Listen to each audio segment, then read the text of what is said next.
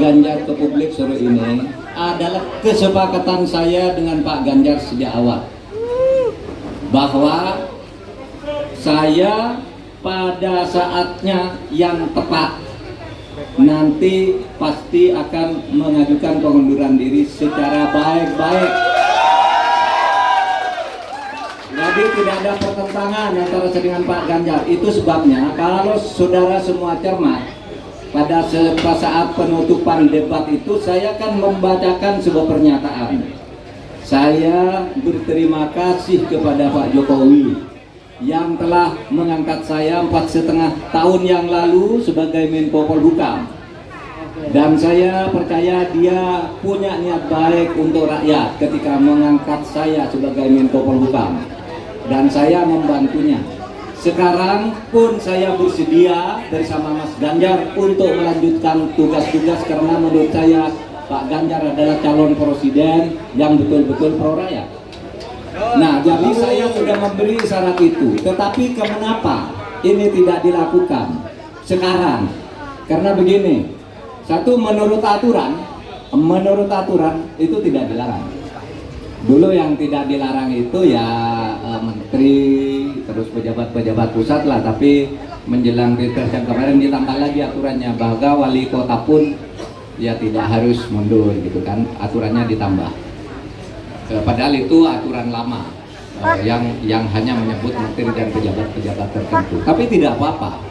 Yang kedua, saya juga ingin memberi contoh.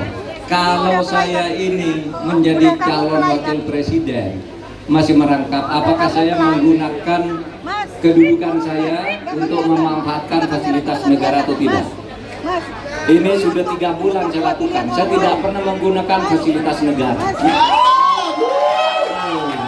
Saya masih berkantor di Polhukam secara rutin.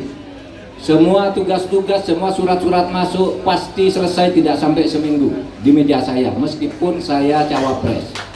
Dan saya minta kepada pemerintah daerah yang kenal baik dengan saya, jangan menjemput saya atau melayani saya kalau saya ke daerah. Karena saya tidak mau menggunakan jabatan saya itu untuk menggunakan fasilitas kepemerintahan. Maksud saya ini agar ditiru oleh yang lain. Bagaimana menjadi calon presiden, kalau calon wakil presiden, jangan mau dijemput oleh pejabat daerah, jangan mau diantar, jangan mau didampingi, hanya minta pengamanan saja kepada Polri.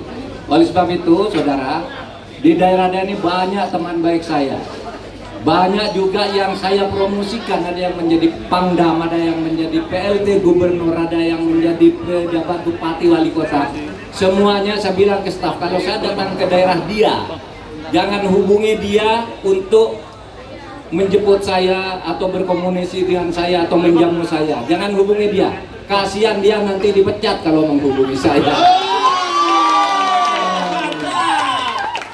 Karena fenomenanya orang kalau dekat-dekat dengan lawan politik itu wow, itu susah, segera dipindah, segera dinaikkan, tapi sebenarnya ditendang ke atas, segera dan macam-macam. Oleh sebab itu, semua pejabat yang kenal saya, yang selama ini baik-baik saja, kalau saya datang ke daerahnya, Anda harus ikut menjemput agar tidak berbahaya bagi Anda, bagi karir Anda.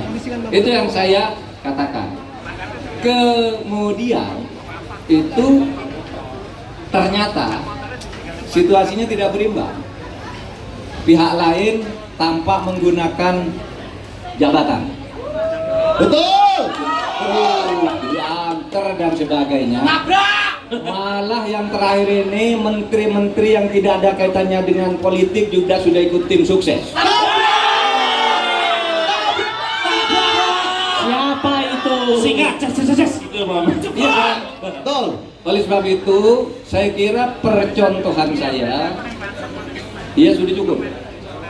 Tinggal menunggu momentum, karena ada sesuatu tugas negara yang harus saya jaga.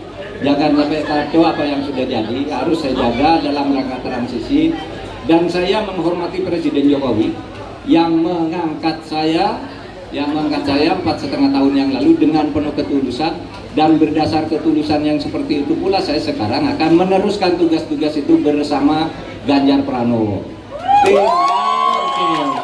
Ya, kalau saudara lihat sekali lagi pidato saya pada pada akhir debat yang keempat itu, pidato saya yang pertama kan gitu. Saya mengucapkan terima kasih kepada Pak Jokowi dan saya sekarang akan bersama Pak Ganjar Pranowo.